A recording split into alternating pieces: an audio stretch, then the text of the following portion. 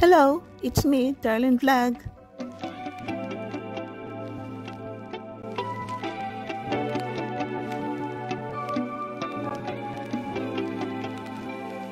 Good morning mga kalingap, good afternoon, good evening mga ka-chumkar. It's me, Darlene Vlog. Mga kalingap, meron tayong chika, kunting reaction sa video, mga picture. So bago yan, i-shoutout po natin si Kuya Val Santos Matubang, si Ate na Vlog, si Kalingap Rap, ang presidente ng Kapatid Pambirador, si Kuya Noli, si Orida TV, Kalingap Chumar, Carla Tapilar. Paki-subscribe po sila.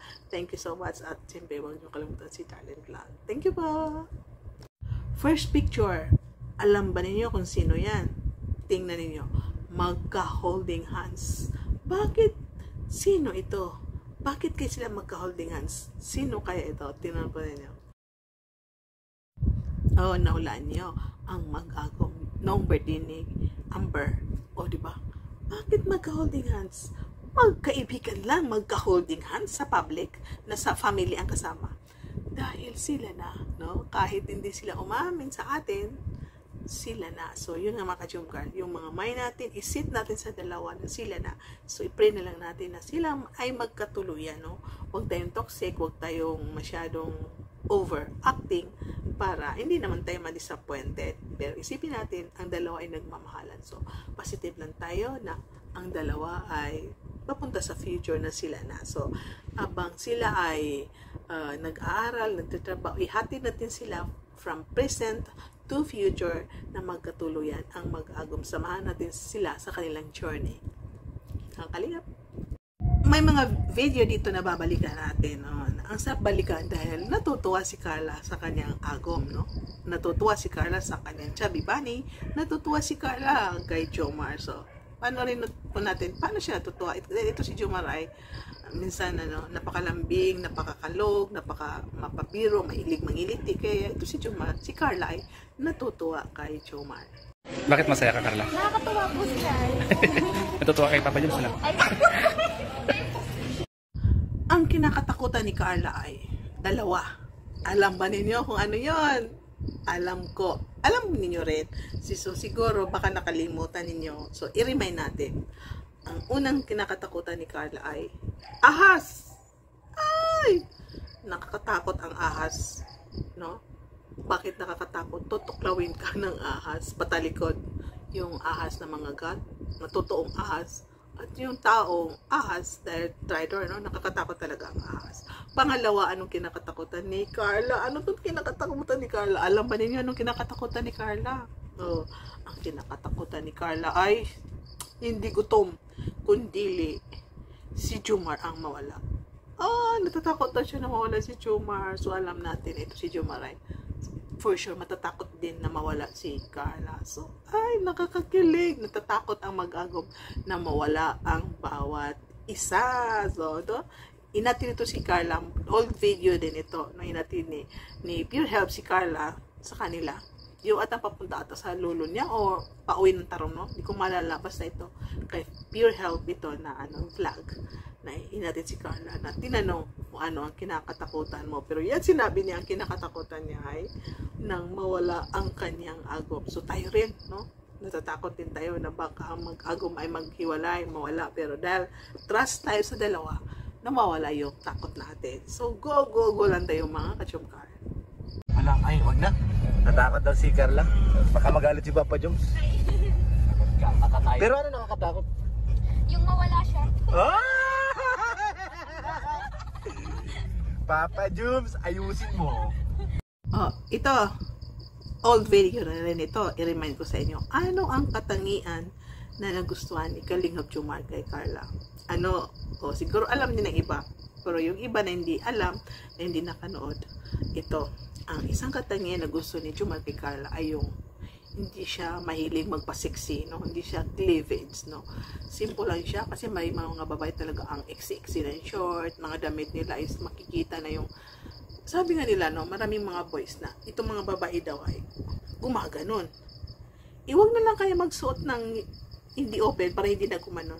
Nagsumusuot sila ng ganito, open na open, tapos pag yumuko, gumaganon.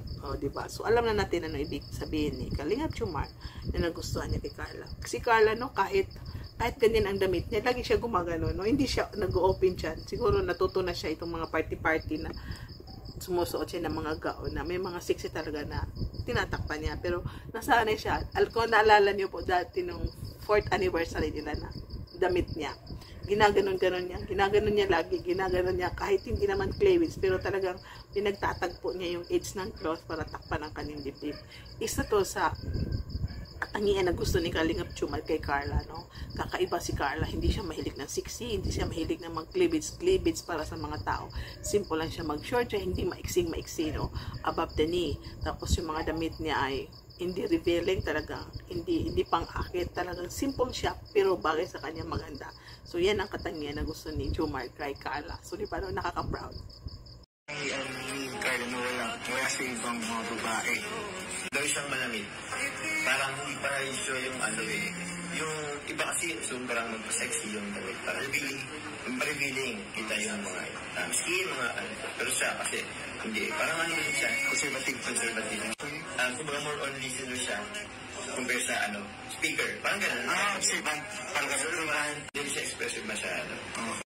Itong video na ito sa Thailand, no? Sa Thailand, hindi siya mahilig na magsuot si Carla ng sexy. Pero sa Thailand, pumayag siya kasi anniversary nila. Pero kung naalala po natin, no? Itong damit ni Carla, ipapakita natin na sexy siya, backless, di ba?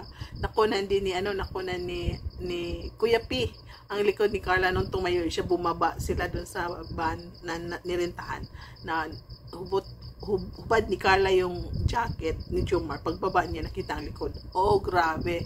Ang daming views yun. Ang daming natuwas. Oh, grabe. Ang sexy ni Carla. Pero dito, nakita natin, nung namamasya sila, pumunta sa Elepante, umakyat sila dun sa tower. Suot ni Carla yung jacket ni grabe, di pala Kalingap Jomar na yun. Kamalin naman yung dila natin, di ba? So, yun nga. So, here's Carla. Good morning, Carla. Yes! Pwes po kami naka-green ngayon. So, yun po, ngayong araw, we're expecting po nasasakay kami ng Elepante. So, that's why I'm just wearing short po and slippers. Carla is wearing an Thailand, ano tawag yan? Thailand attire. So, pagtamo naman ng likod, sexy pa nga. So, para mas anytime, magkakalak yung glass.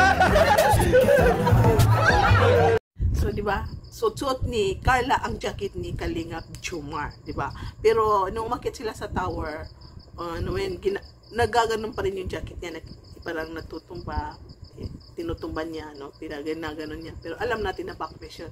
Dahil ayaw ni Jomar na ma-expose ang body ni Carla. May pagka-conservative si Jomar, strict siya, pero nasa tama. Pero dahil dito sa Thailand, namamasyal, anniversary nila, so parang hinayaan niya, pero minsan, yung pinapajakit niya, kung nakita natin sa mga vlog, mga video nila is, hindi buong araw ay, yun, nakita ang likod ni Carla sa panandalian lamang dahil yung suot niya ang jacket ni Kalingap Jomar. So, diba, napakaganda ni Carla. So, yun lang mga Kalingap, mga Jomkal, habang ako nag-scroll na aking phone, yun, nakita ko ang mga video na yun at saka picture. Sabi ko, mag-usapan kayo natin para i-delete natin sa ating phone at yung mga, para i-reminisce natin yung mga moments nila noon, para maisip natin ulit, pampa-excite, pampa-good vibes, pampa-inspired habang naghihintay tayo sa birthday ni Carla. So, thank you dahil natuwa kayo para ma-delete na sa ating phone at yun, no, di ba? Kiligin tayo ulit at maalala natin ang dalawa sa kanilang pasyals, kung anong katangian, paano sila mag-enjoy, paano sila magmahalan. At ito si Jomar ay conservative. Thank you po sa nanood. Please pakilike ang ating video, pakisubscribe, at siyempre, hit the notifications para makatanggap kayo ng notifications. At siyempre, please huwag mag-skip. Thank you so much. Shout out sa lahat ng manonood, mga FW, Kalingap partners, Jomar community, Jomar fans for life, solid Jomar supporters. I love you all and see you in my next video. Keep smiling and God bless you all. God bless you all and bye for now.